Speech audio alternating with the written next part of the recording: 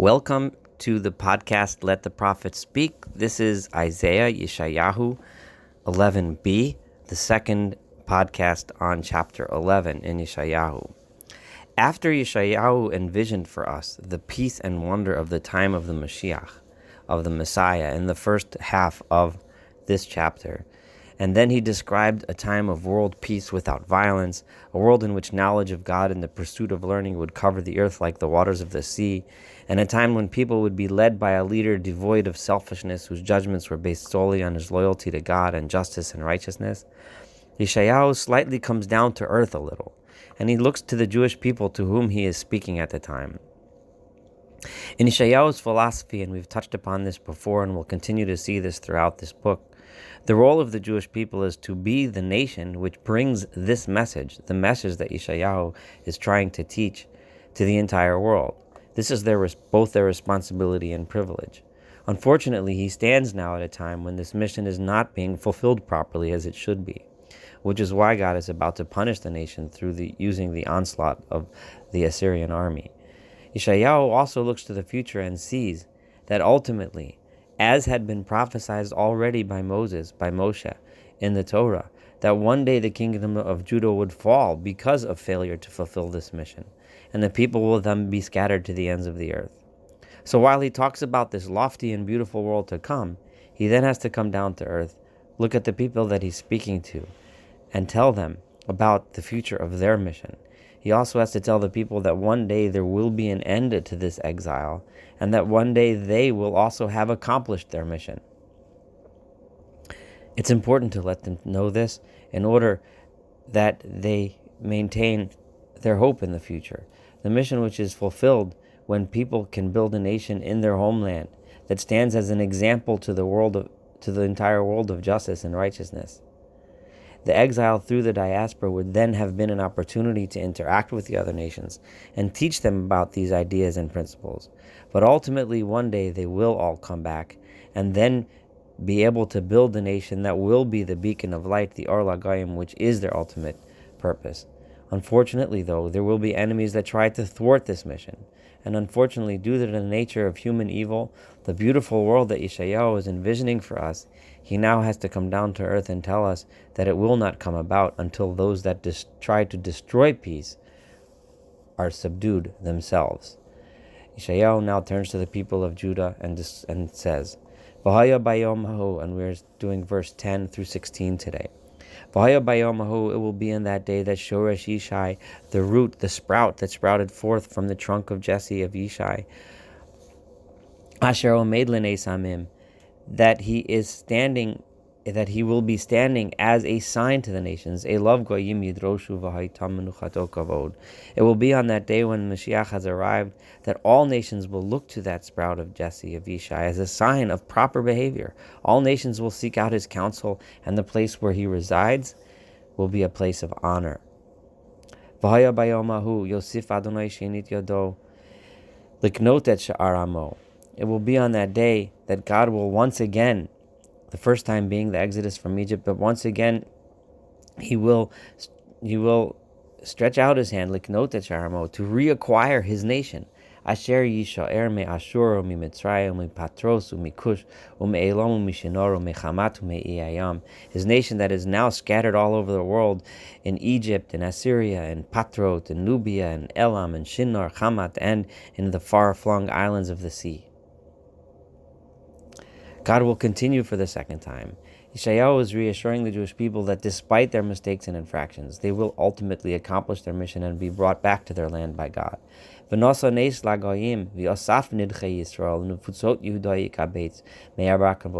ingathering of the Jews will then be a sign to the nation that these values of justice and righteousness are the only eternal values. When God gathers the lost ones of Israel and the scattered tribe of Judah, that he gathers from the four corners of the earth, the world will see what the true values of God really are. And here is a verse that is truly biting in its message and extremely important and is often overlooked when this chapter is read. And here goes, V'sorok kinat Ephraim v'tzorei Yehuda yikaretu. Those the infighting within the Jewish people themselves, the infighting between the northern and the southern kingdom, the northern represented by Ephraim and the southern represented by Judah, will be cut off. No longer Ephraim lo yikaneh et Yehuda v'Yehuda lo yatzor et Ephraim. No longer will Ephraim be jealous of Judah. No longer will Judah fight or harass Ephraim. This is such an important message. Before Isaiah talks about the Jewish people reestablishing their nation and being an example from the world, this can only happen because there will be peace among themselves. Redemption from exile, redemption from the yoke of other nations, Yeshayahu is telling us very clearly, cannot come until there is peace among the Jews themselves. Only then can the next verse happen. V'afu b'chatef plishtim yama. Then they shall be able to push the Philistines back towards the sea. Then Yavozu et b'nei Kedem. They will be able to be overlords over the countries of the east. Edom u'Moav mishloach yadam uvnei Ammon mishmatam. Only then will those other nations obey them.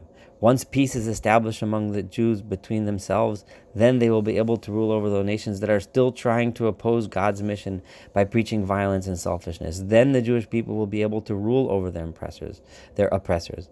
Note, it says lavos, and it says to cause these countries to obey them. What does obey them mean? To listen to the values that they're teaching. The values that they're teaching in this chapter, which are the values of justice and righteousness. Never does it say to destroy them or to subjugate them. Similar to what Yeshayahu criticized the Assyrians for in the last chapter, when the Assyrians were only given permission to be Israel's overlords as an instrument of God's punishment, but instead they chose out of their own selfishness to destroy and kill. Isaiah teaches us one who fulfills God's purpose does not kill and destroy. He teaches and acts as a leader and shows what is right and what is wrong. At this time, God will dry up the tongue of the Sea of Egypt, which is understood to be the Nile Delta, which is the most fertile region in Egypt. God will then dry it up. He will raise his hand over the Euphrates. These are the places, the source of wealth that these mighty nations and empires drew their wealth from, which they used in order to subjugate, in order to kill, in order to destroy other cultures, other peoples. God will dry up that source of strength, so that people can just walk over those lands. And why? Then a path shall be opened, a highway shall be opened, Asher Yisho'er me Ashur, the remnants of the Jewish people that are scattered around the world in Assyria and everywhere else, they will have a path, a highway to their homeland. Just like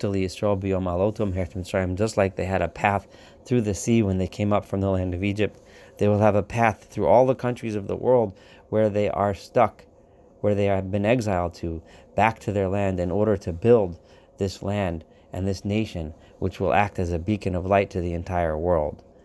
Thank you for joining us for chapter 11. Looking forward to having you join us for chapter 12.